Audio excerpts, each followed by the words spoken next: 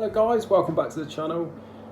So today we are going to be showing you a little bit of machining actually. Just a couple of jobs that we've got on the go. One of which is a 4-cylinder motorcycle head, which is in for a reface.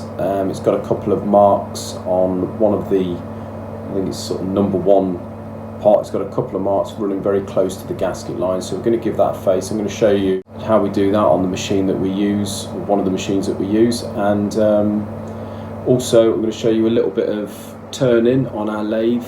We've got to make some bushes for the mounting brackets on the back of our kit car to mount the diff, so just something a little bit different. A lot of you in the comments have been asking for that, so we're just going to show you a little bit of that. Also going to show you the progress on the kit car. So today we've got pretty much the back axle all done, the brake lines all on there. We've got the hubs and the discs and the rear wheels on. Rear diffs all mounted in there nicely. We put one side of the front suspension on, which wasn't easy. It weren't that easy getting it off, to be honest, but getting it back on is a different ball game. Anyway, one side of that's on. So yeah, just as I say, today just a bit of machining, bit of progress on the kit car.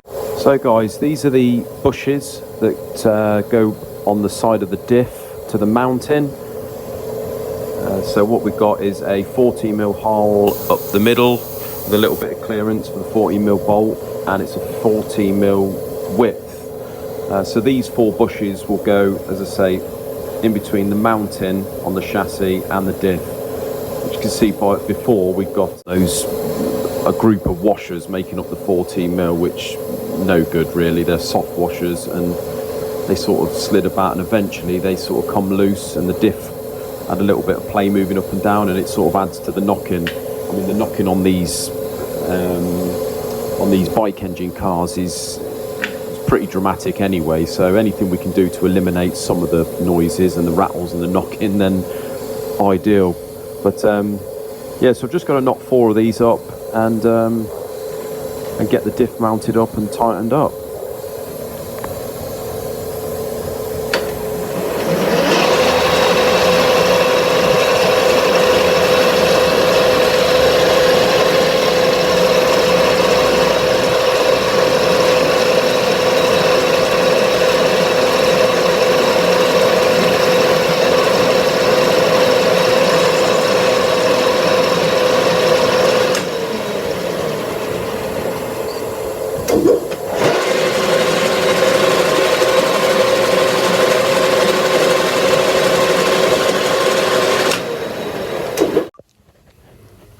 Right, so we've made the 4 bushes. There's the bolts that go in the side, and as you can see down there, these are the top ones. So you've got the gap there and the gap there. This is what was on here before, sort of 6 washers making up the space. Looks a bit crap, bit Heath Robinson. So yeah, made these bushes. They're going to go in, and we'll see what it looks like. And there we go. These are the bushes. You've got the 2 top ones, and then you've got the bottom ones down the bottom, obviously. As I say, before it was just sort of 6 washers. Didn't look very pro at all. So yeah, got that in. So here it is, the kit car in the state that it's in at the moment. As you can see, the rear end's mainly on. We've got the differential in, rear wheels are all on, the fuel tank's in, all the sort of wiring where it should go, rear suspension's on. We've got the side panels on. So that is the colour. As you can see, it looks really nice with the black roll cage. This side of the front suspension's on. Now, when I said in the office there that it was a bit difficult getting on, basically really trying to get this shock on is a nightmare, and each one of these bushes is so tight in the mountings. Yeah, it's not so bad getting it off because it all sort of goes pa-ding, but then getting it back on, right old ball game.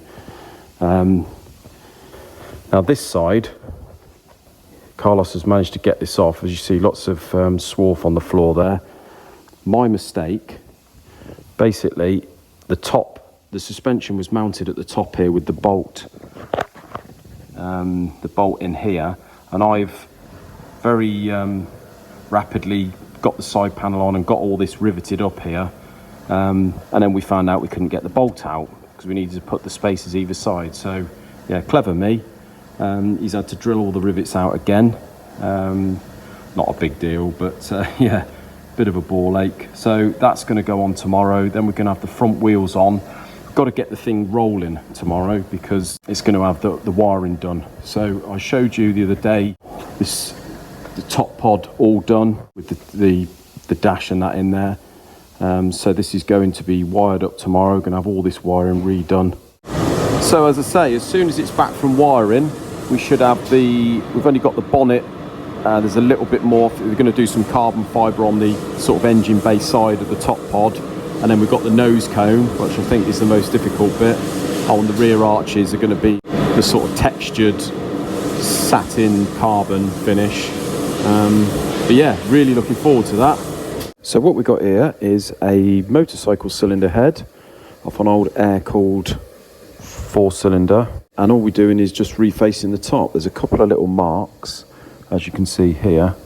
But once we've faced it, the more important ones should come out. So they'll be away from the gasket line. So what we do, and what we've got here is our grinding machine. As you can see under here, you've got 10 individual stones, and the stones are really meant for sort of cast iron and steel. So this is what really we face the cylinder blocks on. But because we're doing an aluminium head here, we use this cutter that you can put in. So it's just a single cutter, goes in under here, as you can see. So we just tighten that up, and now you can see that under there, and that obviously bypasses the stones. So what we do is we bring that over and then just wind the head down here until it almost touches, and then we fire the machine up. Just pull this down until it just touches on the job, and then we put maybe like a 2 thou cut on and see what happens. So we put a 2 thou cut forwards with this tip. Because it's the same on both sides, you can do a back cut on this. So if we put another 2 thou and engage the feed, we'll start cutting backwards in a second. It's actually quite satisfying to watch this. It goes through one way with a sort of horrible finish on the gasket face to being a nice clean face. It's almost instant satisfaction, if you like.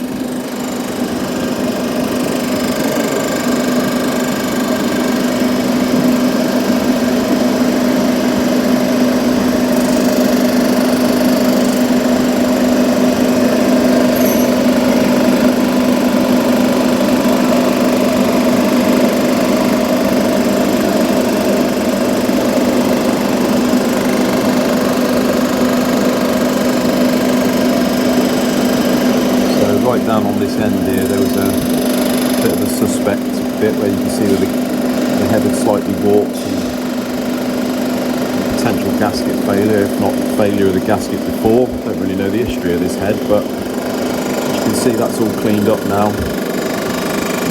It's looking pretty fresh. There we go. Looks pretty good. See these little dings over the end here, they're virtually gone, and I think the worst one is away from the gasket line anyway, but yeah, there we go. That's how we face ahead. Well, it is at the minute. Say this machine you can use for aluminium, cast iron, steel, whatever, but that is the machine over there that we normally use for fly cutting aluminium cylinder heads. But at the minute, as you can see, the motor's off. That's the motor there that drives the gearbox for the bed feeds. We've had a new motor, the old motor packed up. We've had a new motor, but it seems to be faulty, so we've got an engineer coming out to have a look at that for us. But yeah, it's surprising really how much we use that machine. We've had to sort of clean this machine right up and use this one, but hopefully he'll be here today. So there we go, guys. That's a little update on the kit car. A little bit of machining work done for you today on one of the milling machines and also the lathe. As I say, we'll be back in a day or two with another video. But thank you very much for watching, guys. Remember to subscribe if you haven't already. Really need you to press that button. That'd be a big help. Comment down below on anything you want to see and what, if you've got any questions on what you've seen already. And we'll see you in another video. Thanks very much, guys.